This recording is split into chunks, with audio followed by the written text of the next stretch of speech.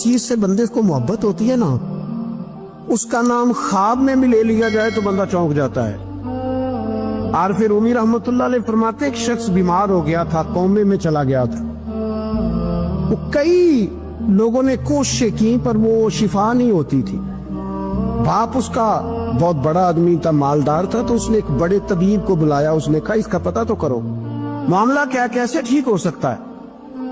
तो वो तबीब कहने लगा कि ये ना किसी से मोहब्बत करता है, जिससे मोहब्बत करता है उससे बिछड़ गया है और उस गम में इस कैफियत में चला गया, दवाइयां शवाइयां असर नहीं करेंगी।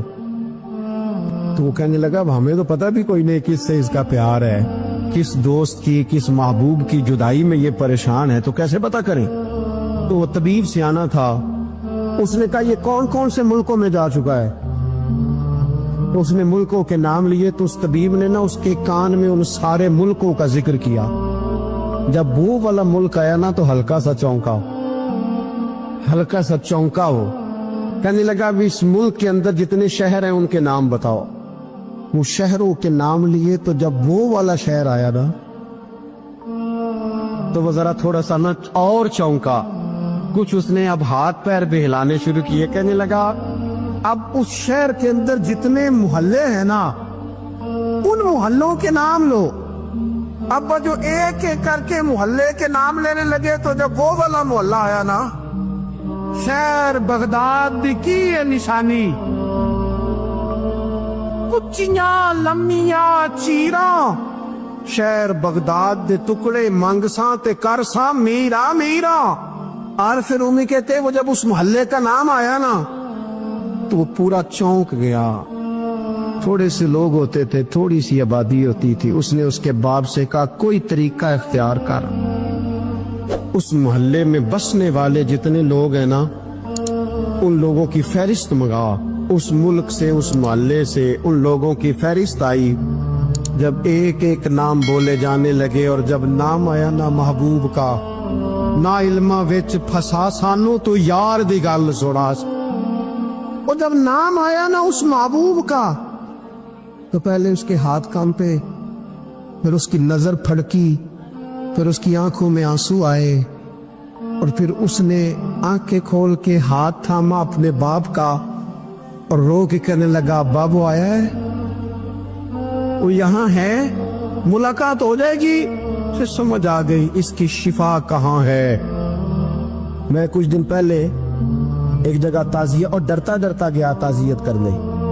पुराने जानने वाले थे, दोस्तों का रिश्ता था। तो मैं एक ही बेटा था, तो वो मुझे पता चला कि ट्रेन एक्सीडेंट में इंतकाल कर गया। तो मैं डरते डरते गया क्योंकि मामला मशकूक था।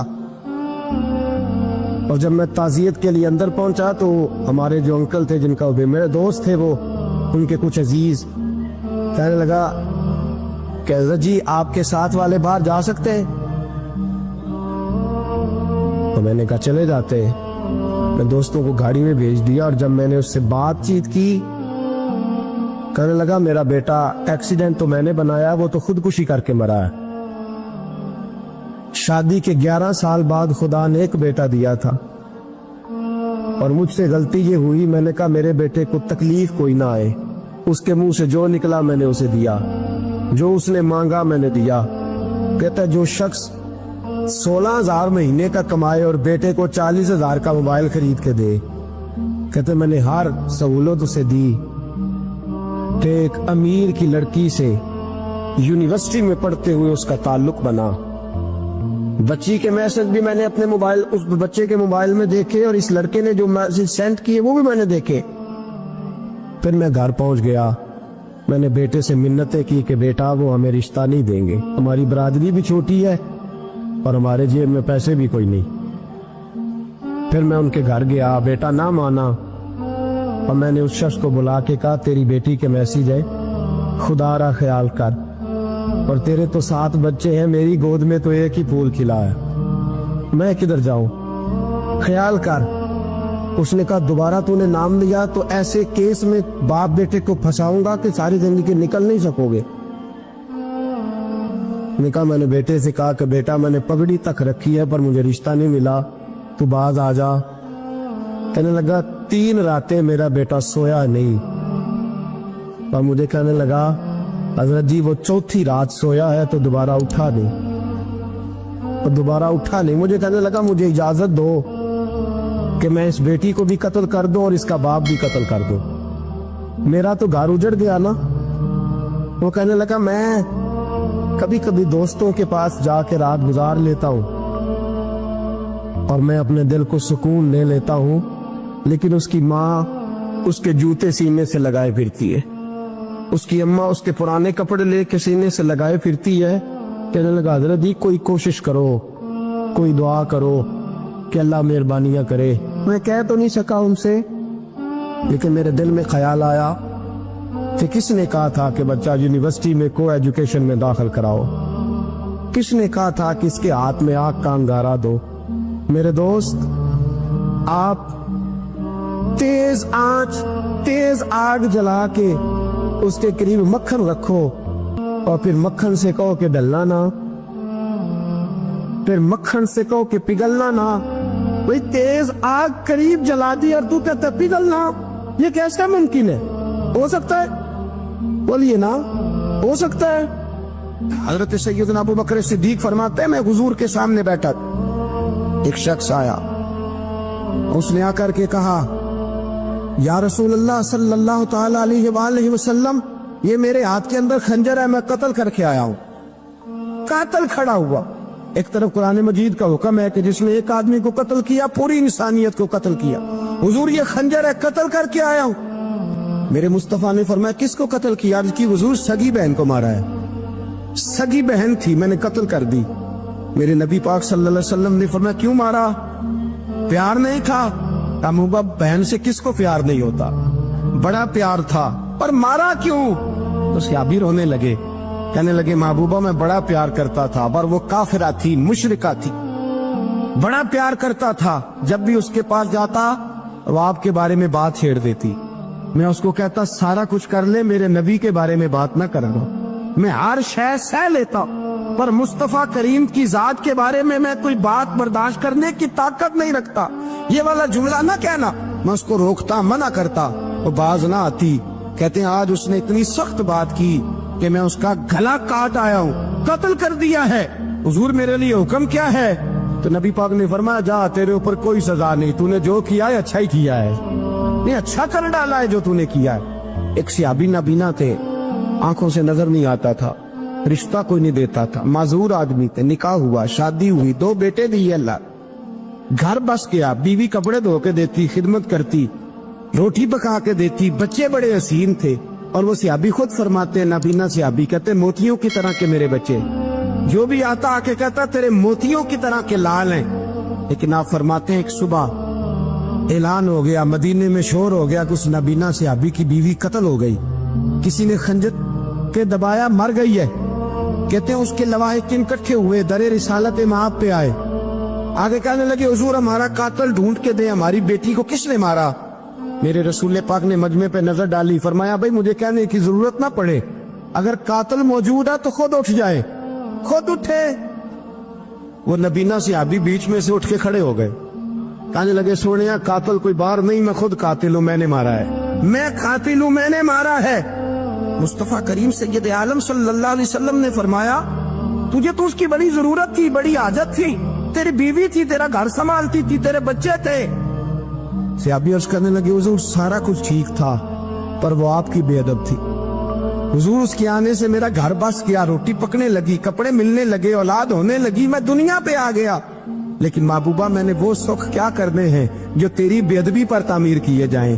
یا رسول اللہ مجھے کیا حاجت اس چیز کی جس میں آپ کا پیار ہی نہ ہو، یا رسول اللہ آپ کی محبت ہی نہ، حضور میں نے قتل کر ڈالا ہے، مجھے بیوی نہیں چاہیے، مجھے وہ والی چاہیے جس کی زبان پر رسول اللہ کے نام کے ترانے ہو، جو حضور کی محفل کرنے والی ہو، نعت پڑھنے والی ہو، جو نبی پاک علیہ السلام کی ازواج کا، اولاد کا، بیٹیوں کا ذکر کرنے والی۔ مجھے وہ بی بی نہیں چاہیے جو بی بی بے ادبی کرے۔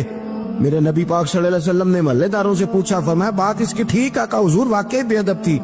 نبی پاک نے فرمایا اٹھو پھر چلے جاؤ، اس نے انسان نہیں مارا، اس نے گستاخ رسول کو مارا ہے، اس نے ایک گستاخ رسول کو مارا ہے۔ بھائی یاد رکھے نبی پاک کا پیار ایمان کا حصہ ہے، اس میں کوئی کمپرومائز نہیں۔ علامہ اقبال کہتے ہیں میں نے سارا دین پڑھا ہے، سارا قرآن پڑھا ہے،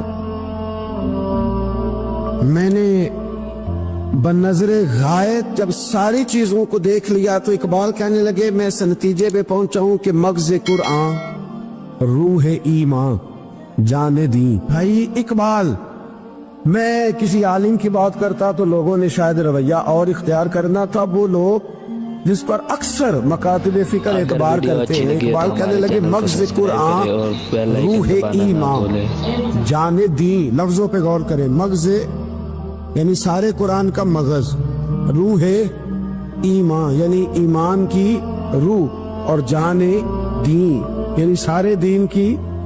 آپ دیکھیں ترتیب، مغز قرآن روح ایمان جان دین۔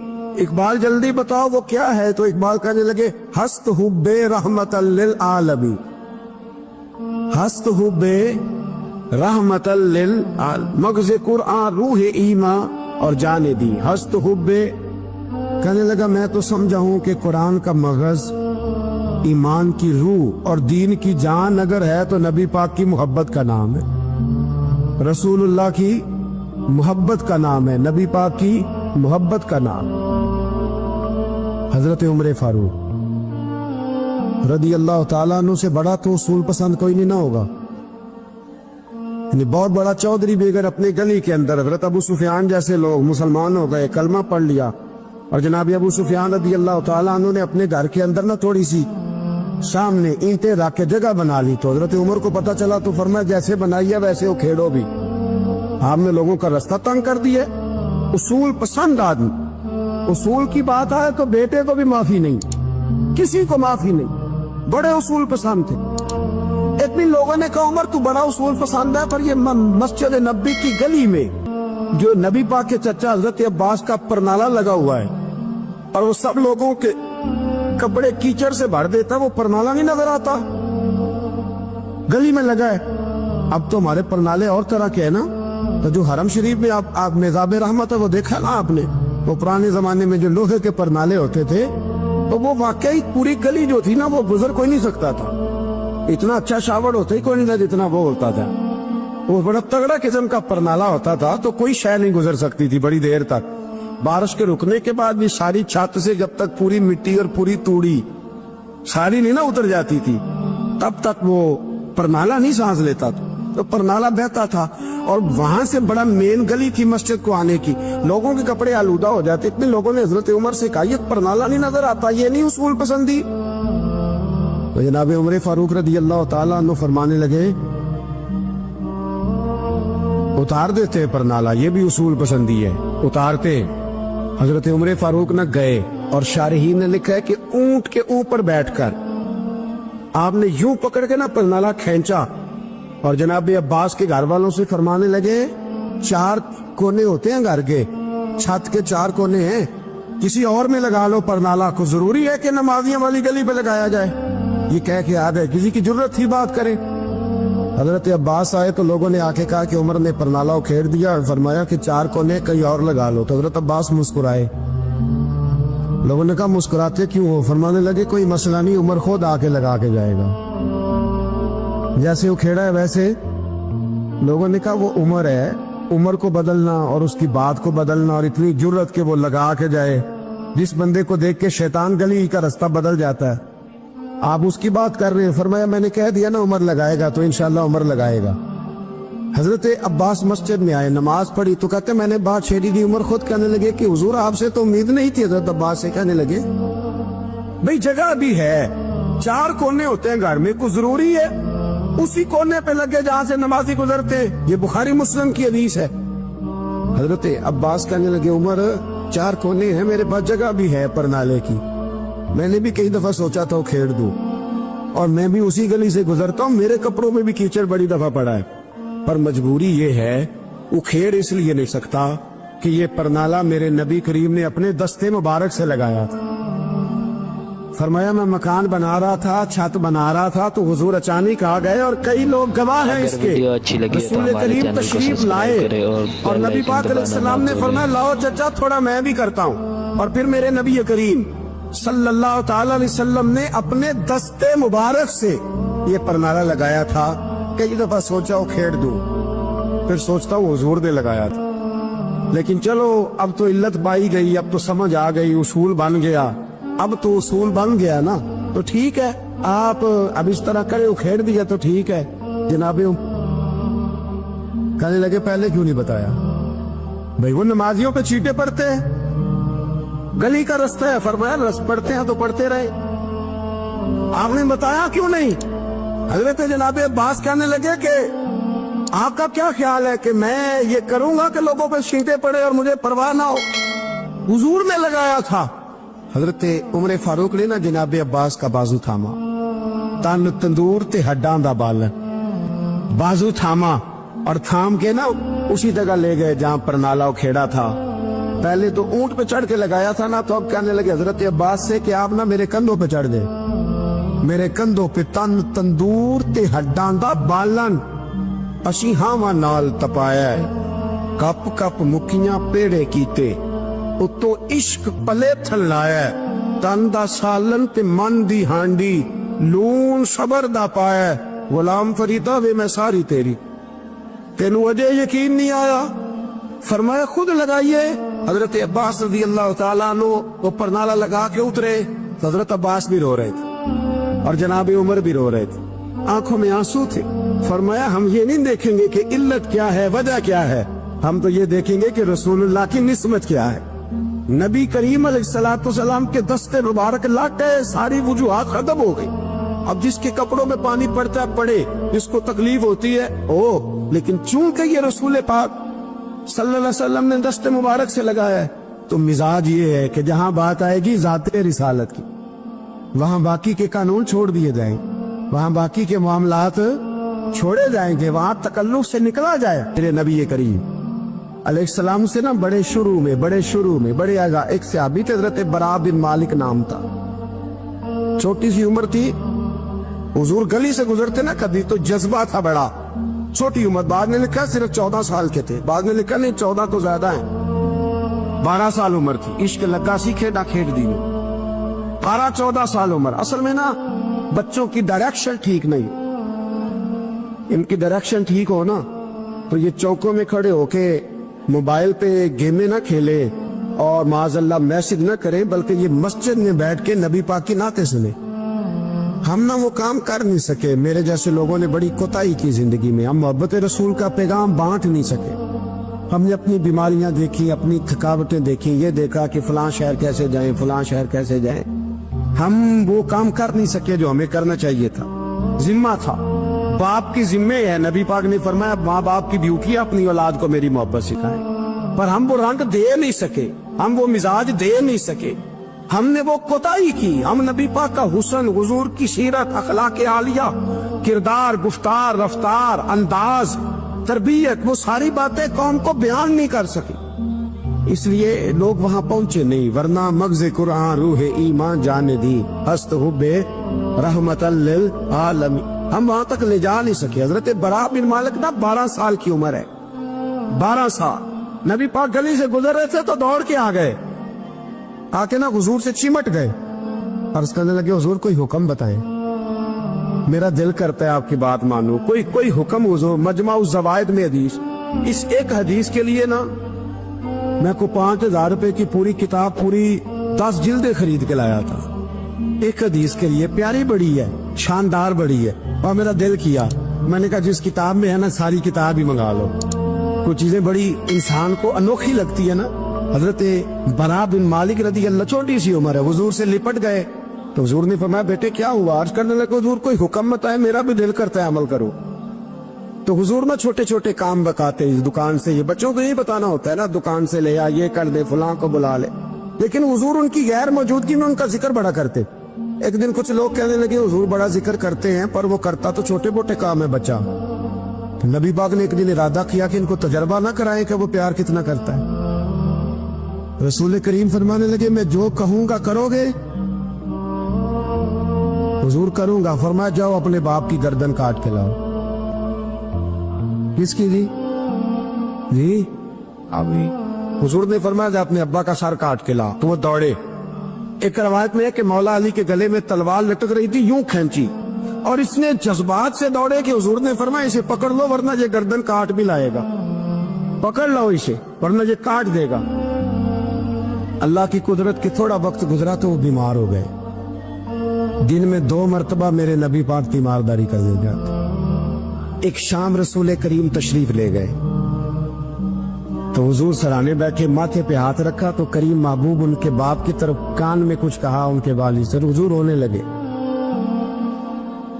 اور پھر حضور نے دوبارہ ماتھا چوما، پیار کیا اور چلے گئے۔ حضرت برا بن مالک چھوٹی عمر تھی، کچھ نے لکھا طلحہ بن برا نام تھا۔ صلی اللہ علیہ وسلم نے فرمایا عزت معاف کرنے میں ہے۔ عزت کس چیز میں ہے؟ بدلہ لینے میں عزت، یہ حقائق ہے۔ عزت بدلہ لینے، جس نے ایک تھپڑ کے جواب میں 2 مارے وہ باعزت نہیں، بلکہ مسند امام محمد بن حنبل پڑھی، حضرت موسیٰ علیہ السلام کوہ طور پہ کھڑے، میرے رسول پاک علیہ السلام فرماتے ہیں جناب موسیٰ علیہ السلام نے اللہ کی بارگاہ میں عرض کیا، اے اللہ ساری دنیا کہتی ہے ہم عزت والے ہیں، ہم عزت والے، من اعز عبادک یا اللہ، اے اللہ تو بتا تیرے بندوں میں عزت والا کون ہے؟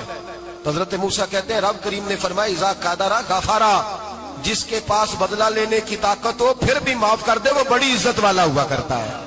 جو اینٹ کے جواب میں پتھر مار سکتا ہو، جو گولی کے جواب کے اندر 15 گولیاں مار سکتا ہو لیکن معاف کر دے وہ بڑی عزت والا ہے۔ عزت والا ہے جو معاف کرے۔ حضرت فخر جہاں دہلوی بہت بڑے درویش تھے، سلسلہ عالیہ چشتیہ کا بہت بڑا نام، اور اس صوفی کے آپ حالات پڑھیں تو رب کریم نے بڑا ہی نوازا ہوا تھا۔ دلی کی جامع مسجد کے خطیب، اور ان کی کرامت یہ تھی کہ جو آدمی آ کے سامنے کھڑا ہوتا تھا نا اسے بتانا نہیں پڑتا تھا کہ میرے دل میں کیا ہے، بتانا نہیں پڑتا تھا۔ سامنے آ کے کھڑا ہوتا تھا تو حضرت ہاتھ اٹھاتے تھے، کہتے تھے اللہ یہ بے اولاد ہے اسے اولاد عطا کر دے۔ دوسرا آ کے کھڑا ہوا، خوشی نہیں ہو رہی آپ کو؟ دوسرا آدمی کھڑا ہوا، دوسرا آدمی، اس نے آ کے کہا دعا کے لیے سامنے کھڑا ہوا تو حضرت کہنے لگے اے اللہ بیمار ہے، وہ کہتا میرے دل میں بات تھی مجھے بتانی نہیں پڑی، اتقوا فراست المؤمن فانه ينظر بنور اللہ۔ نبی پاک نے فرمایا مومن کی فراست قلبی سے ڈرا کرو، وہ تو اللہ کے نور سے دیکھتا ہے، نور الہی سے۔ میں بیمار ہوں کہنا نہیں پڑا، حضرت نے دعا کر دی۔ اب جب اجتماع زیادہ ہو گیا، لوگ بڑھ گئے، دلی کی جامع مسجد کے باہر بھی صفیں بچھنے لگی، تو بادشاہ کو ٹینشن ہو گئی کہ یہ مولوی میرے لیے مسئلہ ہی نہ بنا دے کل کو۔ اس نے ایک سازش رچی، ایک طوائف تھی، اس طوائف کو کچھ پیسے دیے، کہنے لگے ایکٹنگ کرنی ہے، کہنے لگی فکر نہ کریں۔ جمعے کا دن تھا، ہزاروں کا مجمع حضرت کے پیچھے جمعہ پڑھنے آیا۔ حضرت جمعے کی نماز پڑھا کے سیڑھیاں اتر رہے تھے، سائلین کا رش تھا، ادھر بھی لوگ تھے ادھر بھی لوگ، حضرت جا رہے، حضرت نیچے اتر رہے سیڑھیوں سے، دائیں بائیں لوگ ہیں۔ وہ بی بی آگے بڑھی اور اس طرح اس نے گفتگو شروع کی جیسے بڑا پرانا جاننے والی ہے۔ پتہ کیا لفظ ادا کرتی ہے؟ السلام علیکم، وعلیکم السلام، کیسی طبیعت ہے؟ رات تو پھر آپ آ گئے، ملاقات ہی نہیں ہو سکی، وہ معاف کیجئے گا اس وقت اس لیے آئی ہوں کہ آپ رات کو مجھے کھوٹے سکے دے گئے تھے، کھوٹے سکے، تو میں بازار گئی ہوں تو دکاندار نے لیے نہیں، تو یہ کھوٹے سکے۔ وہ جو دائیں بائیں لوگ تھے نا مد و جزر ہونے لگا، جو پیار میں کچے تھے وہ تڑپنے لگے کہ ہمارا پیر رات کو کہاں ہوتا ہے، ہم نے تو کبھی پوچھا ہی نہیں، ہم تو سمجھتے ہیں اجرے میں ہوتا ہے، یہ رات کو کہاں ہوتا ہے، کہاں ہوتا ہے رات کو؟ جنہ اندر عشق سمایا اونا نہیں پاج جانا۔ سارے ایسے نہیں ہوتے، جنہ اندر عشق سمایا اونا نہیں پاج جانا، پاویں سونے ملنے ہزاراں آسانی یار بٹاؤنا۔ کچھ تو کھڑے تھے کہنے لگے جو مرضی بھی ہو جائے، جو ہم نے دیکھا وہ دیکھ ہی کوئی نہیں سکتا، کوئی جو مرضی، کچھ مد و جزر کا شکار ہے۔ حالات بدلنے لگے، اب وہ بی بی اس طرح گفتگو کر رہی ہے جیسے بڑی پرانی جاننے والی ہے، کہنے لگی کھوٹے سکے دے گئے تھے، دکاندار نے لیے نہیں۔ حضرت کے چہرے پہ کوئی شکن نہیں آیا، آپ نے اپنا ہاتھ اٹھایا، جیب میں ڈالا، الٹا پیسے نکالے اور سیدھا اس بی بی کے سر پہ رکھا، کہنے لگے بیٹی فکر والی بات کوئی نہیں، تو مجھ سے اصلی سکے لے جا، جا اصلی سکے لے جا، تیرا کام ہو جائے، اور فکر نہ کرنا، پھر بھی ضرورت پڑے نا تو آ جانا، میں اصلی سکے دے دوں گا۔ یہ لفظ کہہ کے حضرت نیچے اترے تو وہ دوڑی ہوئی آئی، پلٹ کے آئی، پیروں میں بیٹھی، کہنے لگی بابا تو کس مٹی کا بنا ہے، کس نور سے تیری تخلیق ہوئی ہے، کس حسین مزاج کا تو مالک ہے؟ میں وہ بی بی جس کو سارے لوگ گندی نظر سے دیکھتے ہیں معاذ اللہ، اور میں فلاں بادشاہ کے کہنے پر ایکٹنگ کرنے آئی طوائف، اور میں تیرے دروازے پہ تجھے بدنام کرنے آئی ہوں اور تو نے مجھے بیٹی بنا لیا ہے۔ آج تک کسی نے بیٹی نہیں کہا اور تو نے میرے سر پہ ہاتھ رکھ کے کہا بیٹی۔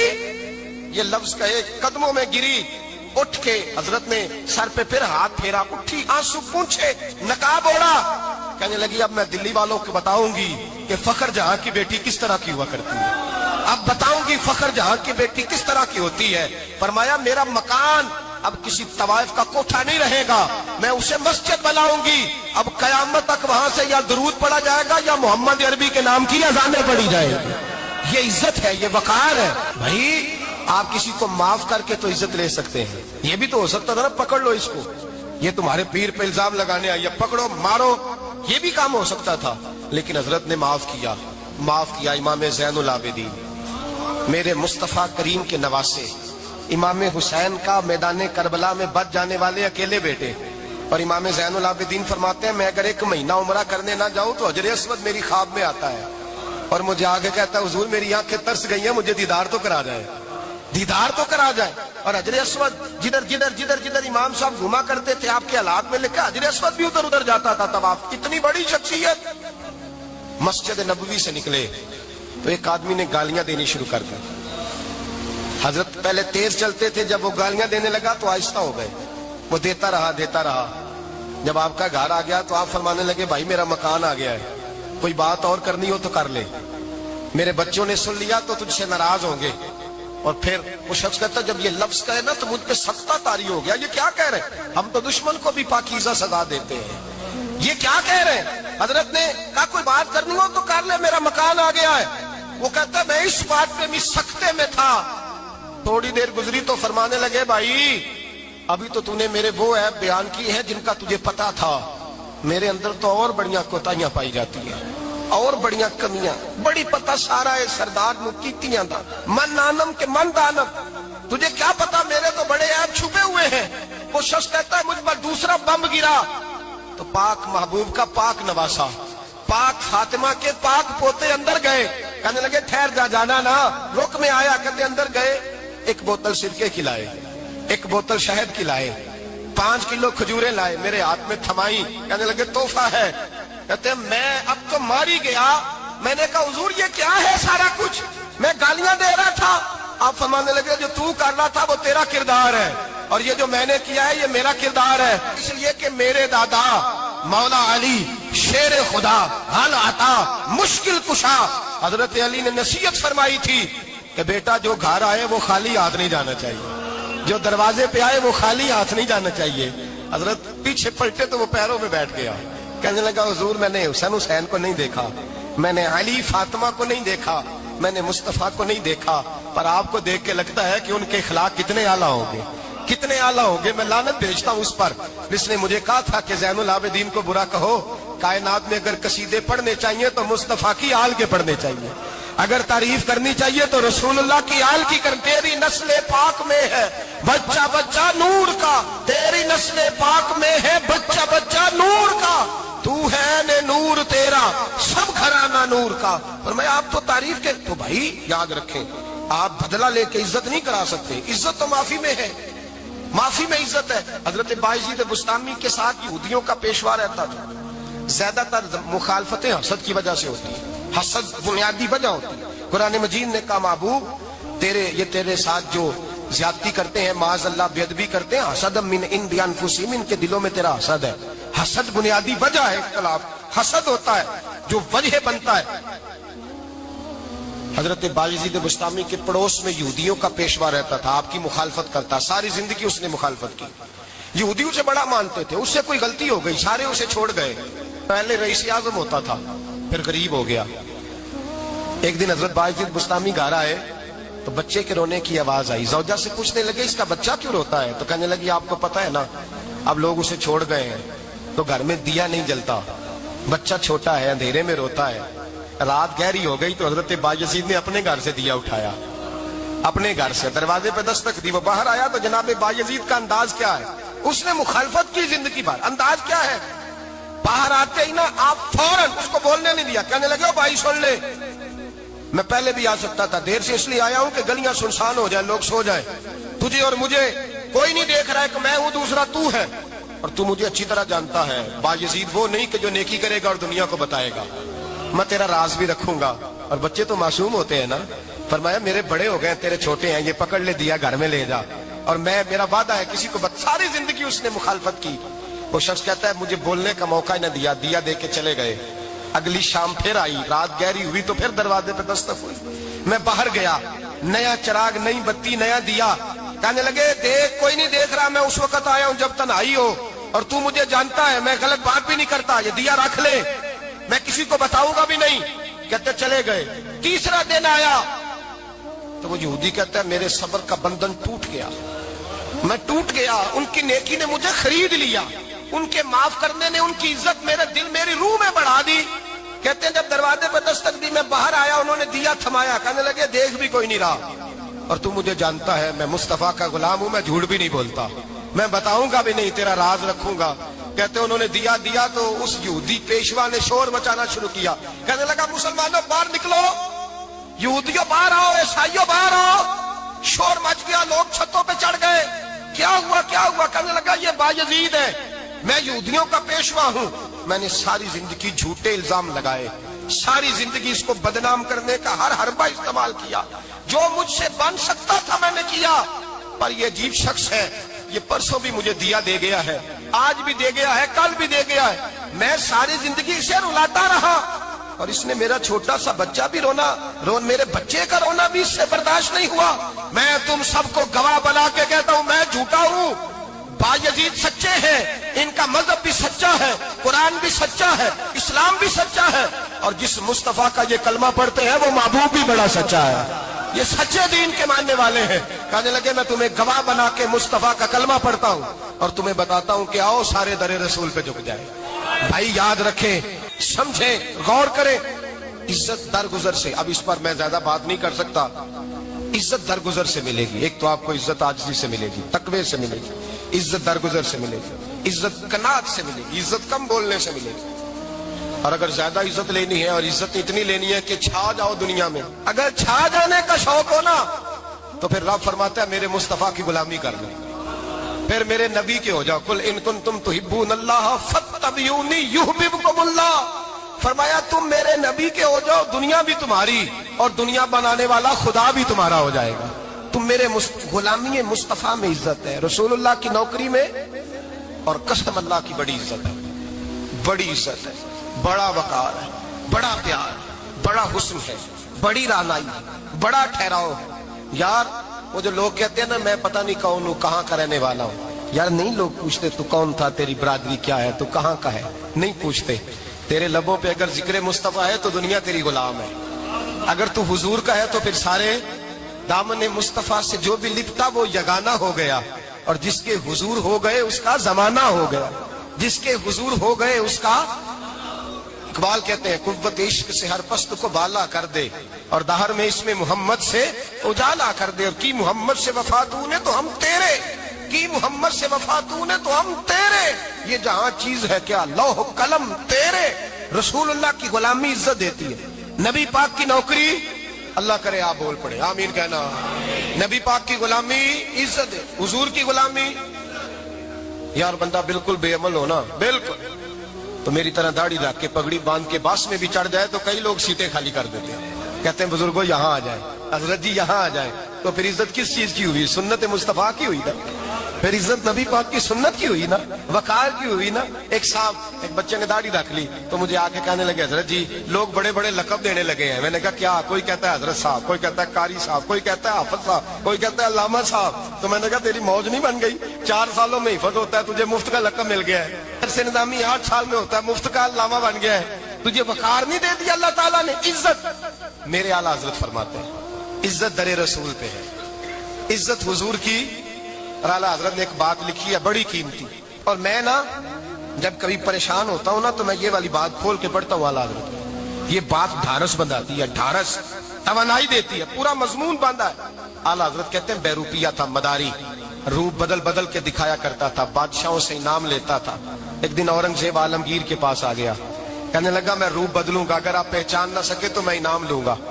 आपने फरमाया मैं कोई ऐसे वैसा बादशाह नहीं, कहा मुझे धोखा देना मुश्किल है, कहा नहीं मैं रूप बदलूंगा। हजरत औरंगजेब आलमगीर बड़े नेक बादशाह गुजरे, बड़े परहेजगार आदमी, वो बेरूपिया कहने लगा मैं रूप बदलूंगा, आप नहीं पहचान सकेंगे। फरमाया चल जितना तेरे अंदर जोर है लगा ले। हजरत ने ऐलान किया कि मैंने फौजी भर्ती कर दे, 2 माह के बाद टेस्ट होगा। वो 2 महीने दौड़ता रहा, रंग रूप बनाता रहा, आया टेस्ट देने, 2-3 सिपाहियों का इम्तिहान लिया, उसकी बारी आई तो 10 रुपए दिए, कहने लगे तेरे आने जाने का किराया मैंने तुझे पहचान लिया है। कुछ दिनों के बाद जाने लगे सफर पर, तो भिखारी आ गए खैरात मांगने, उसने भी सारे मुंह पर स्याही मार ली, कपड़े फाड़ लिए, सर के बाल मुंडा लिए, भवें तक कटा ली, बदरंग होके आया, कासा आगे किया तो हजरत ने 10 रुपए डाले, कहने लगे तेरे आने जाने का किराया मैंने पहचान लिया है। कुछ दिन गुजरे तो टीचर की जरूरत थी, उसने मूछें बड़ी कर ली, दाढ़ी नकली लगा ली, सर पे जिना कैप पहन ली, एक शेरवानी ले ली और हाथ में छड़ी पकड़ के आया, कहने लगा मैं उस्ताद हूँ, 2-4 बंदों का इम्तिहान लिया, उसकी बारी आई तो 5 रुपए दिए, 10 रुपए दिए, का तेरा किराया मैंने पहचान लिया। 2 साल गुजर गए, वो जब भी आता हजरत पहचान लेते। एक दिन सफर में जा रहे थे, बहुत बड़ा लश्कर था, जिहाद करने जा रहे थे औरंगजेब आलमगीर, तो देखा एक पहाड़ी है, पहाड़ी पे लोग जा भी रहे हैं आ भी रहे। औरंगजेब आलमगीर पूछने लगे यहाँ क्या है, कहने लगे एक बाबा जी बैठे हैं दुआ करते हैं, अल्लाह के नेक बंदे हैं। औरंगजेब कहने लगे यार पुराने लोग सारे ही अल्लाह वालों को मानते, ये भी मुसीबत आई है जितनी नहीं आई है, सारे लोग ही मानते। कहने लगे जरा मैं दुआ ना करा लूं, अच्छे काम जा रहा हूं। औरंगजेब बादशाह थे, बादशाह लोग नाजुक मिजाज होते हैं, घोड़े से उतरे, बड़ी मुश्किल से पहाड़ी पे चढ़े, ऊपर गए तो लाइन लगी है, बाबा जी गार में बैठे, कहने लगे मैंने मिलना, मैं औरंगजेब हूँ। उन्होंने कहा हमारा बाबा उस तरह का पीर नहीं कि अमीर आए तो रंग और हो, गरीब आए तो और हो, यहाँ अगर मिलना है तो लाइन में लग जाओ, सब एक जैसे। अब लाइन में खड़े हो गए, 50 आदमी आगे थे, कहते हैं 51वां नंबर था, थक गया धूप में खड़ा खड़ा। जब मैं पहुंचा गार के दाने तो मैंने बाबा जी के चेहरे पे नजर डाली तो बड़ा नूरानी चेहरा, बड़ी खूबसूरत लबो लहजा। मैंने कहा मेरे जैसा आदमी भी पगड़ी बांध ले तो अच्छा लगने लग जाता है, बड़ा खूबसूरत अंदाज। कहते हैं मैं उनके पास अत्ताहियात की हालत में बैठ गया, मैंने कहा हुजूर मैं जा रहा हूँ जिहाद करने, दुआ करना। बुजुर्गों ने हाथ उठाए, अल्लाह इसकी मदद फरमा, दीन को गलबा अता फरमा, इसे दीन का सच्चा पक्का सिपाही बना। फिर थपकी दी, 2-4 नसीहतें भी कर डाली, देखना जुल्म न करना, ज्यादती न करना, जब तू जीत खर न करना, गुरूर न करना, नसीहतें भी कर दी। कहते अब जब मैं उठा तो 2-4 दिनार बतौर नजराना मुसल्ले के नीचे रखे, और उल्टे कदम जब मैं गार से उतरा उन्होंने रुमाल झाड़ा और उठ के खड़े हो गए, कहने लगे आज नहीं तूने पहचाना, आज नहीं तूने पहचाना, मेरा इनाम बनता है, आज नहीं पहचाना, ला पैसे। औरंगजेब कहने लगा यार तूने हद कर दी, कहां चढ़ा कहां खड़ा रहा, धूप में थक गया, कमाल कर दी भाई तूने, बता तू क्या लेगा, अब तो देख जल्दी बता, अब कितने लोग पीछे धूप में खड़े हैं, लश्कर सारा खड़ा है, क्या लेगा। उसने कहा सबसे कीमती हीरे वो है जो तेरे सर के ताज में लगे हुए हैं, मुझे तेरा ताज चाहिए। ओ भाइयों सुनना और याद रखना, मेरे आला हजरत कहते हैं बादशाह ने सर के ऊपर से ताज उतारा, बहरूपिये के कदमों में रखा और कहने लगे ये ले, और ये तो तेरा मांगने पर मैंने दिया है ना, मैं वापस आता हूं तो आना मैं अपनी मर्जी से भी तुझे दूंगा, तूने औरंगजेब जैसे बंदे को धोखा दिया, आना मैं उस वक्त भी दूंगा। वो देकर बस बात खत्म हो गई, हद हो गई। देकर कहते हैं जब मैं पलटा ना वापिस, बहरूपिये ने आवाज दी बादशाह ठहर जा, तो मैंने पलट के देखा तो कहने लगे ये अपना ताज ले जा, उठा और ले जा। मैंने कहा 2 साल बीत गए तुझे मेहनत करते, आज काबू आया तो ले जाऊं। कहने लगा ले जा, मसला समझ में आ गया।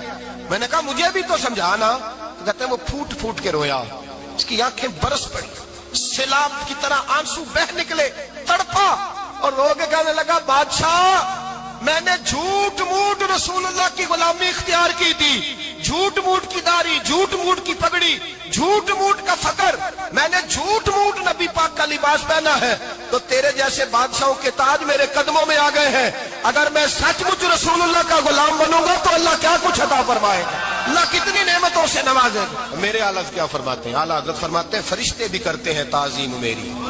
कौन जी? अल्लाह। ऐसा अकीदा भी कम मिलेगा जो बरेली के इमाम का अकीदा है, ऐसा भी कम। कहते हैं फरिश्ते भी करते हैं ताज़ीम मेरी। क्यों? फरमाने लगे फिदा होके उन पर ये इज्जत मिली है, फिदा होके उन पर ये।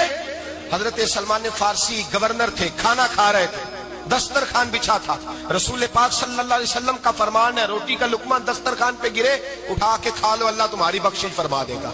दस्तरखान साफ होता है, रोटी, बड़े गवर्नर थे आप, बड़े बड़े सफीर बैठे थे, वजीर बैठे थे, रोटी का लुकमा गिर गया। आज तो लोग फैशन में इज्जत ढूंढते हैं ना, वकार ढूंढते हैं कि मैं जदीद दुनिया के साथ मिल जाऊं, میں معاذ اللہ لڑکی لڑکے اکٹھے بٹھا کے منگنی کروں تو میں ماڈرن شمار ہو جاؤں گا، میں بڑے بڑے ڈھول بجاؤں تو ماڈرن بنوں گا، میں اگر مہندی پہ سارے تماشے کر ڈالوں تو میں ماڈرن ہوں۔ دیکھو عزت کس بات میں۔ حضرت سلمان فارسی روٹی کھا رہے تھے، سفیر وزیر نہ جانے بڑے بڑے لوگ بیٹھے تھے، کھانا کھاتے کھاتے لقمہ گرا دسترخوان پہ، حضرت سلمان فارسی نے سمیٹا، منہ میں رکھا، پھر انگلی مار کے دسترخوان صاف کیا۔ ایک صحابی کان میں کہنے لگے سلمان کیا کر رہے ہو؟ کیا کر، آپ گورنر ہے، سوچئے تو صحیح، یہ لوگ کیا کہیں گے دنیا دار کے مسلمانوں کو روٹی نہیں ملتی، اٹھا اٹھا کے کھا رہے۔ کان میں بات کی، کان میں۔ حضرت سلمان فارسی کان میں جواب دے سکتے تھے، کہہ سکتے تھے نہیں ایسے ہی کرنا ہے، انہوں نے کان میں بات کی، لیکن جناب سلمان فارسی اعلیٰ اعلان بولے، کہنے لگے ان 4 5 6 دنیا داروں کے لیے میں اپنے نبی کا طریقہ چھوڑ دوں، اپنے رسول کی سنت چھوڑ دوں؟ یہ 4 5 دنیا داروں میں کھجورے اتارتا تھا، نوکریاں کرتا تھا، یہ جو میرے سر پر عزت کے بال ہیں یہ محمد عربی کے اگائے ہوئے ہیں، رسول اللہ کے اگائے ہوئے ہیں۔ اور بھائیو حد ہو گئی۔ حضرت بلال رضی اللہ تعالیٰ، حضرت بلال آئے جناب عمر سے ملنے، کیسے وہ کس ربی آئے تو عمر خاطر میں نہ لائے، پر بلال حبشی دروازے پہ داخل ہوئے تو فاروق اعظم نے کرسی چھوڑ دی، ہاتھ باندھ کے کونے میں کھڑے ہو گئے، کالا رنگ ہے، نام بھی لکھنا نہیں جانتے، زمانے میں تعارف کوئی نہیں۔ حضرت عمر نے ہاتھ باندھا ہے، لوگ کہنے لگے عمر تو کیسے ہو، کس طرح سے نہیں ڈرتا، یہ کون آ رہا ہے جس کے لیے تیرا اتنا استقبال ہے؟ حضرت عمر کہنے لگے چپ کر جاؤ، اس کی بات نہ کرنا، اسے آنے دو، اسے آنے دو، اس کی بات نہ چھیڑنا۔ حضرت سیدنا بلال آئے، کہنے لگے امیر المومنین کیا کر رہے ہو؟ فرمایا نہیں چپ کر یار، بازو پکڑا، اپنی کرسی پہ بٹھایا۔ حضرت بلال کہنے لگے حضور میں غلام ہوں، مجھے تو طریقے بھی نہیں آتے ان کرسیوں پہ بیٹھنے کے، میں تو غریب ماں کا بیٹا، غلام باپ کی اولاد، سلیقہ، یہ آپ کیا کر رہے ہیں؟ تو حضرت عمر کہنے لگے بلال تھا تو غلام ہی، پر جب سے مصطفیٰ کا غلام بنا ہے تو ہمارا امام بن گیا ہے، اب تو امام ہے رسول اللہ کی امت کا۔ فرمایا وہ مجھے دن یاد ہے جب مکہ فتح ہوا تھا، بت ٹوٹ گئے تھے، بڑے بڑے سردار تھے، اور میرے نبی نے فرمایا بلال سے کہو کعبے کی چھت پہ چڑھ کے اذان دے، تو لوگوں نے کہا حضور یہ سارے جل گئے ہیں، کسی اور کی ڈیوٹی لگا دے۔ حضور نے فرمایا چپ کرو، بدر میں مار کھا کے اذان پڑے تو بلال، احد میں پتھر برسے اذان پڑے تو بلال، تپتے صحراؤں میں پڑے تو بلال، ہر جگہ مار کھائے تو بلال۔ اور آج اگر اللہ نے عزت دی ہے تو میں لوگوں کو دیکھ کے بلال کو عزت نہ دوں؟ میں بتانا چاہتا ہوں کہ رسول اللہ کی غلامی میں عزت ہے۔ فرمایا کوئی اوپر نہیں چڑھے گا، ابو بکر بھی نیچے، عمر بھی نیچے، عثمان و علی، طلحہ اور زبیر بھی نیچے۔ آج یہ حبشی غلام کعبے کی چھت پہ چڑھے گا اور میں دنیا کو بتاؤں گا کہ اصل عزت اسی کے پاس ہوتی ہے جو رسول اللہ کا غلام ہوا کرتا ہے۔ بھائی یاد رکھیں عزت حضور کی غلامی میں ہے، نہ یہ دیکھو میری برادری کیا کہتی ہے، رمضان کا مہینہ ہے، 10واں روزہ ہے، حضرت خدیجہ کا یوم وصال ہے، نہ دیکھو دنیا کیا کہتی ہے، یہ دیکھا کرو رسول اللہ کیا کہتے ہیں۔ نبی پاک چھوڑ دو ساری دنیا کے دھوکے، سارے فیشن، ساری رسومات، ساری تہمات چھوڑ دو، سیدھی توجہ مدینے والے محبوب کی طرف کرو، جیسے حضور کہیں ویسے کرو۔ قول کا نہیں تھا حضور اللہ نے آپ کو جوان اور خوبصورت بیویاں دی ہیں، پر میں جب بھی سنتی ہوں جناب خدیجہ کا ذکر ہی سنتی ہوں۔ میں نے رشک کے انداز میں کہا، کہتی میں بات کہہ کے خاموش ہو گئی، اور جب میں نے نظر اٹھا کے دیکھا تو حضور کی آنکھوں میں آنسو۔ نبی پاک صلی اللہ علیہ وسلم کا یہ انداز دیکھا تو میں نے کہا حضور میں رب رسول کی بارگاہ میں توبہ کرتے اب تو رو دیے۔ تو حضور فرمانے لگے عائشہ یہاں جو بھی آیا ہے نا وہ سکھوں اور آسانیوں کے دنوں میں آیا ہے، اور خدیجہ میری ان دنوں کی ساتھی تھی جو میرے تکلیف کے دن تھے، میری آزمائشوں کی، میری پریشانیوں کی میری ساتھی تھی۔ جب لوگ مجھے تکلیف دیتے تھے میں گھر جاتا تھا تو مجھے کہتی تھی حضور آپ تو صلہ رحمی کرتے ہیں، غریبوں کا بوجھ اٹھاتے ہیں، آپ تو لوگوں کے ساتھ محبت سے پیش آتے ہیں، حضور آپ پریشان نہ ہو، آپ کا رب آپ کو ہمیشہ عزت ہی عطا فرمائے گا۔ فرمایا وہ میری تکلیفوں کی اسے کیسے، میرے بھائی رشک کیا لوگوں نے ایک دوسرے پر، حسد نہیں کیا۔ ہم تو نہ جی اپنی مرضی کے فیصلے کرتے کرتے پیچھے رہ گئے، ہم نے لوگوں کو پیچھے کرنے کا سوچا تھا لیکن ہم سب سے پیچھے رہ گئے۔ ہم نے سیاست اور سازش کی تھی کہ کچھ لوگوں کے دلوں پہ پیر رکھ کے میں اپنا قد اونچا کروں گا، کچھ کے سینوں پہ پیر رکھ کے، لیکن ایسا نہیں ہوتا۔ یہ ہوتا نہیں. آپ کسی کی جگہ نہیں لے سکتے اس لیے کہ رب نے سب کی جگہ اپنی اپنی بنائی ہوئی, سب کی جگہ. ہاں ایسا ضرور ہوتا ہے کہ کئی دفعہ نا ہم اپنے مقام کو گرا لیتے ہیں. وہ کسی نے کہا تھا کہ ایسا نہیں کہ تیری جگہ کوئی اور آ گیا, لیکن تیرا مقام بھی اب تیرا نہیں رہا. ہوتا یہ ہے کہ ہم نہ گرا لیتے ہیں اپنے آپ. اگر ہم رشک کا ماحول پیدا کریں, رشک کا, اور ہم کہیں کہ کیا بات ہے میں بھی سفر کروں گا, اس جانب جاؤں گا, بجائے یہ کہنا کہ فلاں آدمی بڑا آگے نکل گیا ہے, یہ کر کے نکل گیا ہے, وہ کر کے نکل گیا ہے, یہ کہنا کہ یار میں بھی رب کریم کی اس مدد کو تلاش کرتا ہوں جس کی برکت سے اللہ نے اس پر فضل فرمایا. امام غزالی فرماتے ہیں 3 لوگوں میں حسد زیادہ ہوتا ہے, بغض زیادہ پیدا کر لیتے ہیں. اب چونکہ مضمون ہے تو ساری بات کھول کے ہی کرنی پڑے گی نا. فرماتے ہیں 3 لوگوں میں حسد, بڑے عہدے والوں میں حسد زیادہ ہوتا ہے. یعنی صوبائی وزیر کہتا ہے کہ حق میرا ویسے وفاقی وزیر کا تھا, اور وفاقی وزیر کہتا ہے کہ جتنا میرا تجربہ ہے نا مجھے بنایا وزیر اعظم ہی جاتا تو بات ٹھیک تھی. حسد زیادہ, بڑے عہدوں والوں میں حسد, اور امام غزالی فرماتے ہیں مالداروں میں حسد زیادہ ہوتا ہے. غریب نے غریب سے کیا جلنا ہے, جلنے کو شے ہی کوئی نہیں, کس سے جلیں گے. غریب تو بیچارہ 4 روٹیاں ہوتی ہیں تو کہتا ہے چلو ٹھیک ہے آ جاؤ, دونوں مل کے بیٹھ جاتے ہیں. غریبوں کے دوست بھی غریب.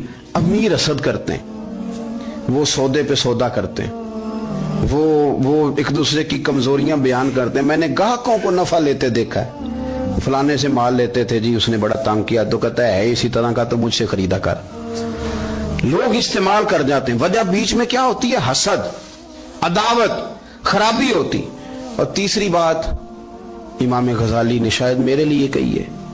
امام غزالی فرماتے ہیں علماء میں حسد بڑا ہوتا ہے, عہدے داروں میں, مالداروں میں, اور علم والے لوگوں میں. وہ بھی اللہ کی تقسیم پر راضی نہیں ہوتے, کیونکہ وہ سمجھتے ہیں مجھے یہ لفظ آتے ہیں, میری قابلیت زیادہ ہے, میں زیادہ پڑھا لکھا ہوں, تو یہ منصب بھی میرا تھا, یہ کام بھی میرا تھا, یہ بھی میرے پاس ہونی چاہیے. ایسا نہیں ہوتا, یہ تو رب کریم کی عطا ہے. میں کئی دفعہ کہہ چکا ہوں کہ کام لینے پہ آئے تو میرے جیسے بیکار آدمی سے کام لے لے, یہ اس کی عطا ہے. اب ہمیں کرنا کیا ہے, ہمیں اس کی تقسیم پر راضی رہنا ہے, اس کی تقسیم پر قربان جائیں. رسول پاک علیہ السلام سے صحابی نے پوچھا حضور عزت کیا ہے, فرمایا جو رب نے تجھے دیا اس پہ راضی ہو جا, اللہ عزت عطا کر دے گا. قناعت کر, جو اللہ نے تجھے دیا اس پر قناعت کر, اللہ تجھے عزت دے دے گا. حضور ذلت کیا ہے, فرمایا لوگوں سے لالچ نہ رکھنا, تو ذلیل ہو جائے گا. لالچ نہ کر. تیزی کے ساتھ پروموٹ ہوتی ہیں چیزیں, ہمیں سازش کرنی آتی ہے. ہمارا خیال ہوتا ہے کہ میں نے دوسروں کے پیسوں پہ کاروبار کرنا ہے, ہمارا خیال ہوتا ہے کہ پالٹی ڈال کے روٹی کھانی ہے, ہمارا خیال ہوتا ہے کہ کسی بندے کو کس طرح استعمال کرنا ہے. یاد رکھ لینا, کبھی بات نہ بھولنا, جو لوگوں کو استعمال کرنا چاہتا ہے وہ ساری زندگی استعمال ہوتا رہتا ہے. جو کسی شخص کو کسی مقام پر رسوا کرنا چاہتا ہے اپنی عزت بچا نہیں پاتا. جو آدمی لوگوں کو حقیر جانتا ہے اللہ اسے کبھی عزتیں عطا نہیں کرتا, وہ گڑھوں کے اندر گرتا چلا جاتا ہے. یاد رکھیں جو عزتیں دینی شروع کر دے رب اسے باعزت بنا دیتا ہے. جو پیار کرنا شروع کر دے معاشرے میں لوگ اس سے پیار کرنے لگ جاتے. جو کسی دیکھیں اگر ہم وہاں سے مانگے جہاں سے سب کو ملتا ہے تو پھر بندوں پر اتنی نظر رکھنے کی ضرورت باقی رہتی نہیں ہے. ادھر دیکھیں رشک کریں گے تو لالچ سے بھی بچیں گے, حسد سے بھی بچیں گے. بخاری مسلم میں حدیث ہے, حضرت ابو ہریرہ رضی اللہ تعالیٰ عنہ کہتے ہیں حضور کی بارگاہ میں حاضر تھے تو کچھ غریب لوگ حاضر ہوئے, غربا. انہوں نے عرض کی یا رسول اللہ صلی اللہ علیہ وسلم ایک گزارش کرنے آئے. حضور نے فرمایا کہو. یا رسول اللہ امیر تو ہم سے آگے نکل گئے. حضور نے فرمایا کس بات میں؟ عرض کی حضور نمازوں میں نہیں ہم گزرنے دیتے, اتنے نفل وہ پڑھتے ہیں اتنے ہم بھی پڑھ لیں گے. صحیح بتانا صحیح.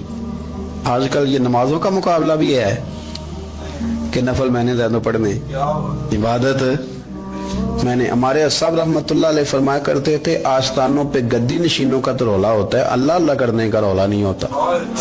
یہ تو شور ہوتا ہے کہ سجادہ میں ہوں سجادہ, اور سب نے کوئی نہ کوئی کہانی سنائی ہوتی, کہتے نہیں ابا جی مجھے کہہ گئے تھے کان میں. دوسرا کہتا نہیں مجھے لکھ کے دے گئے تھے. تیسرا کہتا تمہیں تو پتہ ہی نہیں, تم تھے ہی نہیں, عمرے پہ تو میرے ساتھ گئے تھے. جو میرے ساتھ ان کا معاہدہ ہوا وہ خانہ کعبہ میں ہوا ہے, لہذا میرا پہلا نمبر ہے. سب کے پاس کوئی نہ کوئی معاملہ ہوتا ہے. یہ سارے کام کوئی ضروری نہیں. ضروری کیا ہے کہ وہ جو کہتے تھے کرو, جس نے سب سے زیادہ کر کے دکھایا وہ زیادہ جانشین ہے. وہ زیادہ جانشین ہے جس نے زیادہ کر کے دکھایا. معاملہ تو یہ ہے کہ اس رستے پہ کس کس نے چلنا ہے. لوگ تو سجادہ نشینی سے بھاگا کرتے تھے, بھاگتے تھے. حضرت ابو بکر صدیق رضی اللہ تعالیٰ عنہ کا وصال ظاہری ہوا تو حضرت عمر خلیفہ بنے. تیسرا دن تک خلیفہ بنے ہوئے. 2-3 چھوٹی چھوٹی بچیاں آ گئی. چاچا جان آپ خلیفہ بنے؟ فرمایا ہاں. چلو پھر عصر کے بعد ابو بکر ہمارے گھر جاتے تھے. فرمایا پتر تمہارے گھر کیا ہے؟ کہنے لگی ہم یتیم ہیں, ہمارا بھائی کوئی نہیں. ابو بکر روز عصر کے بعد آتے تھے, ہماری بکریوں کا دودھ دھو کے ہمیں دے جاتے تھے. کچھ بیچ کے گزارا کر لیتی تھی, کچھ پی لیتی تھی. چچا 3 دن ہو گئے, میری اماں بھی روتی ہے, بہنیں بھی روتی, آپ چلیں گے؟ تو جناب سیدنا عمر فاروق کہتے ہیں میں نے دستار سر پہ رکھی اور پٹکا میں نے اپنے کندھے پہ رکھا, بیٹیاں آگے آگے, میں پیچھے پیچھے, روتے جا رہے ہیں. ایک صحابی نے پوچھا عمر کیوں رو رہے ہو؟ کہنے لگے یار یہ ابو بکر کتنا مشکل رستہ دے کے گیا, کتنا مشکل رستہ ہے اس کے طریقے پہ چلنا. یہ لوگ تو سجادہ نشینی اتنا کٹھن کام تھا, لوگ بھاگا کرتے تھے. شوق آ گیا. اب رسول کریم علیہ السلام کے حضور ناز حاضر ہو کے عرض کی حضور امیر آگے گزر گئے, نمازوں میں نہیں ہم گزرنے دیتے, ہم ان سے زیادہ پڑھیں گے. نفلوں میں نہیں گزرنے دیتے, زیادہ پڑھیں گے. یا رسول اللہ صلی اللہ تعالی علیہ وسلم ہم انہیں نا تلاوت قرآن پاک میں نہیں آگے گزرنے دیں گے, وہ ہم زیادہ پڑھیں گے. لیکن حضور وہ مالدار ہیں, غلام آزاد کرتے ہیں, صدقات کرتے ہیں, خیرات, اس کا ہم کیا کریں؟ حضرت سیدنا ابو ہریرہ فرماتے ہیں کہ جواب تو حضور نے بعد میں دینا تھا, پر جب ان کا سوال ختم ہوا تو میں نے حضور کا چہرہ نور دیکھا تو رسول پاک کا چہرہ خوشی سے کھلتا ہوا مجھے نظر آیا. گویا یہ جو رشک ہے نا کہ نیکی میں آگے گزرنا, یہ حضور کو اتنا پسند آیا کہ ان کے سوال سے حضور بڑے راضی ہوئے. کریم فرمانے لگے, حضور فرمانے لگے میں تمہیں ایک وظیفہ بتاتا ہوں, تم وہ پڑھو, امیر جتنی بھی نیکیاں کریں گے نا اللہ تمہیں ان کے برابر ثواب دے دے گا. لے لو نسخہ, یہ کرو کام. یا رسول اللہ بتائیں, فرمائے رات کو نا 33 بار سبحان اللہ پڑھا کرو, 33 بار الحمدللہ پڑھا کرو, 34 بار اللہ اکبر پڑھا کرو. اب جتنی بھی نیکیاں امیر کریں گے نا تمہارے وظیفے کی برکت سے اللہ تمہیں ان کے برابر ثواب عطا کر دے. اب جناب ابو ہریرہ کہتے میں نے ان کے چہرے دیکھے تو مجھے یوں محسوس ہوا کہ جس طرح کسی بندے کی کھوئی ہوئی رقم مل جائے تو وہ راضی نہیں ہوتا. کھوئی ہوئی رقم مل جائے تو بڑا جیسے کوئی اس کے ہاتھ, چلیں اپنا ترجمہ کر لیتے ہیں, کمیٹی نکلنے پہ نہیں بندہ بڑا راضی ہوتا کہ 11 مہینے سے دے رہا تھا, 10 مہینے سے چلو نکل ہی آئیے, شکر ہے اللہ کا. بڑا خوش ہوتا ہے بندہ, بڑا راضی ہوتا ہے. اس طرح ان لوگوں کے چہرے کھل اٹھے. کیا بات ہے حضور, بس اب نہیں ہم گزرنے دیتے. گھر چلے گئے, وظیفے پڑھنے لگے. کچھ دنوں کے بعد ان میں سے کچھ لوگ واپس آئے. حضرت ابو ہریرہ کہتے ہیں مجھے چونکہ وہ پرانی بات یاد تھی تو میں دلچسپی سے ان کا آنا جانا دیکھنے لگا. وہ کریم کی بارگاہ میں آ کے بیٹھے تو ان میں سے ایک شخص بڑی پریشانی کے ساتھ کہنے لگا حضور بڑی پریشانی لگ گئی. فرمایا کیا ہوا؟ عرض کی یا رسول اللہ صلی اللہ علیہ وسلم وہ جو آپ نے وظیفہ بتایا تھا نا, میرے کچھ پڑوسی امیر ہیں, وہ تو انہوں نے بھی سن لیا ہے. حضور رات میں نے سنا ہے وہ مالدار بندہ ہے, صدقے خیرات بھی بڑے کرتا ہے, غلام بھی بڑے آزاد کرتا ہے, پر وہ بھی سوتے وقت 33 بار سبحان اللہ پڑھ رہا تھا.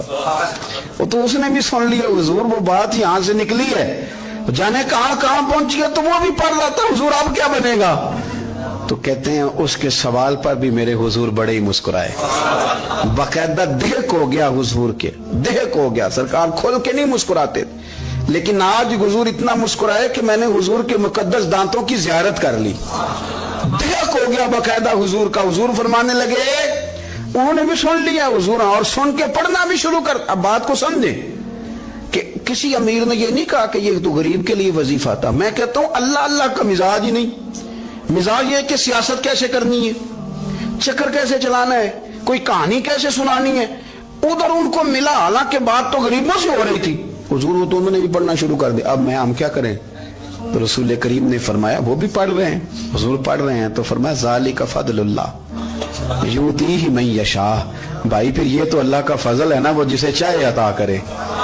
اب یہ حضور نے کہہ دیا تو حضرت ابو ہریرہ کہتے ہیں میں نے پلٹ کر ان لوگوں کے چہرے دیکھے, قربان جائیں, میں نے پھر ان کے چہروں پر اطمینان دیکھا, میں نے سکون دیکھا, اس لیے کہ وہ سمجھ گئے جب رب فضل کرے تو پھر فضل کے معاملے میں اللہ کے بندے بحث نہیں کیا کرتے. وہ مطمئن ہو کے گئے, کہنے لگے حضور پھر ٹھیک ہے, اگر مالک اس طرح تقسیم کر رہا ہے تو پھر ہم راضی ہیں اپنے رب کریم کی رضا پہ.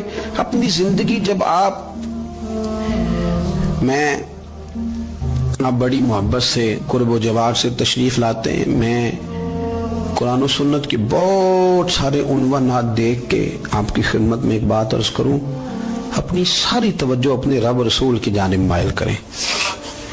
جتنا آپ دائیں بائیں دیکھیں گے نا اتنا گاڑی کے ٹکرانے کا خطرہ بڑھ جائے گا, وسوسے زیادہ آئیں گے, الجھ جائیں گے. اتنا زیادہ دائیں بائیں نہ دیکھیں, یہ کیا کر رہا ہے, فلانا کیا کر رہا ہے, فلانے کا یہ معاملہ کس طرح کا تھا. نہ نہ نہ, آپ توجہ اللہ کی جانب رکھیں. دیکھیں میرا اور میرے رب کا معاملہ ٹھیک چل رہا ہے, اللہ رسول کے ساتھ میرے معاملات ٹھیک ہیں. یہاں تو آپ کسی کی اصلاح کریں گے, دعوت دیں گے یا دعا کریں گے, تنقید کی تو ویسے دین میں اجازت نہیں ہے. آپ نے یہاں کسی کی اصلاح کرنی اور وہ درد کے ساتھ کرنی, اور یہاں کسی کے لیے دعا کرنی ہے کہ یا اللہ اس بندے پہ رحم فرمائے, سے بدل دے. تنقید کی اور طنز کی تو اجازت, اپنا معاملہ رب کریم کے ساتھ. ہماری سوچیں کس طرح کی ہیں, ہمارے اندر ماحول کس طرح کا ہے, وہ چونکہ دلوں کے حال جانتا ہے. اور نبی پاک صلی اللہ علیہ وسلم نے فرمایا نہ تمہاری جیبیں دیکھتا ہے نہ تمہارے چہرے دیکھتا ہے, وہ تو جب دیکھتا ہے تمہارا دل دیکھتا ہے. اس کی کیفیت کیا ہے؟ حضرت انس بن مالک رضی اللہ تعالیٰ عنہ فرماتے ہیں, اس حدیث کو یاد رکھیے گا, حافظ منذری نے ترغیب و ترہیب میں لکھی ہے. فرماتے ہیں کہ حضرت انس بن مالک رضی اللہ تعالیٰ عنہ فرمانے لگے کہ ایک حضور کے ایک غلام, ایک صحابی بیمار تھے, تو حضور نے فرمایا انس چلو تیمارداری کرتے ہیں. کہتے ہیں حضور کے ساتھ گئے, نبی پاک صلی اللہ علیہ وسلم پہنچے. جب ہم نے اس شخص کو دیکھا تو حضرت انس کہتے ہیں ہم پریشان ہو گئے, چونکہ ہم نے اسے بڑا صحت مند دیکھا تھا, وہ کمزور ہو گیا, وجود پر بہت سارا گوشت دیکھا تھا. اب ہم دیکھ رہے ہیں کہ وہ ہڈیاں ہی ہڈیاں رہ گئی ہیں, چہرہ بڑا بارونق تھا, اب کمزوری ہو گئی. رسول کریم تشریف لے گئے اور حضور اس کی چارپائی کے سرہانے بیٹھے, اور جب حضور نے اپنا دست مبارک اس کے بالوں میں رکھا اور نبی پاک نے دست شفقت پھیرا تو کہتے ہیں اس شخص نے آنکھیں کھولی اور حضور کا چہرہ دیکھا تو اس کی خوشی کی کوئی انتہا نہ رہی, بڑا راضی ہوا, بڑا راضی. اور حضور نے اس کے لیے دعا کی, اس دعا پر بھی اسے بڑا اطمینان قلبی نصیب ہوا. کہتے ہیں حضور اکثر تیمارداری فرماتے تھے, پر آج نہ حضور نے ایک نرالی, انوکھی اور انفرادی بات ارشاد فرمائی. حضور نے فرمایا تو بڑا صحت مند تھا, کمزور ہو گیا, بڑا طاقتور تھا تو ضعیف ہو گیا, ایک سوال کا جواب تو دے. یا رسول اللہ فرمائیے. تو حضور فرمانے لگے اس حالت میں جب تو شدید بیمار اور تکلیف میں, یہ بتا کہ اس وقت تیرا اپنے رب کے بارے میں گمان کیا ہے. حضرت انس کہتے ہیں پہلے حضور بیماروں سے یہ سوال نہیں پوچھتے تھے, آج پوچھا, کیونکہ صحت میں لوگوں کی زبان پہ شکر ہوتا ہے اور بیماری میں شکوے ہوتے ہیں, معاذ اللہ. اس وقت اللہ کے بارے میں یہ سوچ حضور نے ہمیں دی ہے. انہوں نے ہر وقت یہ ذہن بنانا ہے کہ یہاں رب کریم کے بارے میں کیا تصورات پل رہے ہیں, آوازیں کیا اٹھ رہی ہیں, اس وقت تیرا اللہ کے بارے میں گمان کیا ہے. جناب انس بن مالک کہتے اس نے ہمیں اشارہ کیا کہ مجھے اٹھا کے بٹھاؤ. ہم نے بٹھایا تو کہتے ہیں پھر اس نے اپنی آنکھیں کھولی اور حضور کے چہرے نور پر نظر کر کے نظر جھکا لی.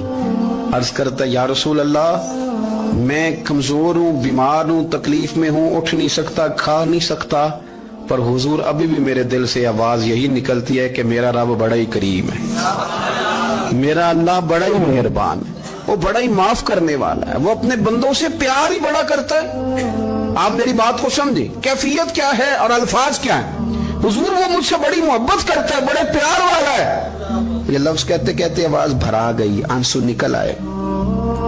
پھر اس نے تکلیف زیادہ محسوس کی تو وہ لیٹ گیا اور پھر اس نے حضور کے چہرے نور پہ نظر ڈالی, کلمہ پڑھا, روح ہی پرواز کر گئی.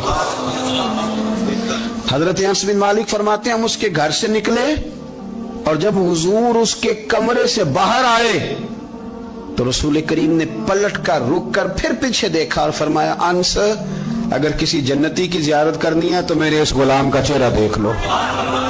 اس لیے کہ جن لوگوں کے نظریات رب کریم کے بارے میں اس طرح کے ہوں پھر ان کے خاتمے خیر کے ہوتے ہیں.